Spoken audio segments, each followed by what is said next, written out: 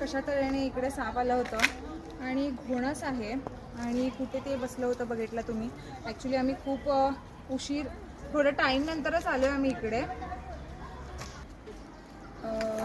तर घोणस कशा तऱ्हेने इकडे येऊन बसलं होतं आणि खरं तर हे जे कणा तुम्ही बघू शकता इकडे थोडंसं त्याला जखमी आहे आणि वीकसुद्धा आहे. असं तर तुम्ही नोव्हेंबरमध्ये फेब्रुवारीमध्ये सुद्धा तुम्ही असे घोणस मोठे मोठे बघितला. तर हे का म्हटलं तर इथं त्याचं जरासं वीकसुद्धा आहे, याला लागलं आहे आणि अशा तऱ्हेने तरी घोणस असं थांबत नाही. पण स्वभावावरती आणि एक घोणस असा आहे की एका ठिकाणी म्हणजे असं थांबू शकतो एक थोडा उशीर. आणि ॲक्च्युली हे बघणाऱ्यांवरती सुद्धा डिपेंड आहे. तो माझा ॲक्च्युली फ्रेंडच आहे सचिन पाटील आणि त्यांचासुद्धा धन्यवाद, कारण की त्यांनी इथं एवढा उशीर झाला त्यांनी वेट करत थांबले होते आणि म्हणूनच तो कुठं साप निघून सुद्धा नाही गेला. बघणाऱ्यांवरती जसं मी म्हटलं की खूप काही डिपेंड असतं, तो कोणताही साप असू दे.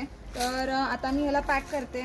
असं तर तुम्ही नेहमी भले मोठे मोठे घोणस बघत असता, पण हा थोडासा वीक आहे आणि हा काही रिलीज केल्यानंतर आपल्यापणच नेचरमध्ये सुद्धा नॉर्मली ठीक होऊन जाईल. तर आता मी ह्याला पॅक करते. मॅडम तुमचं नाव?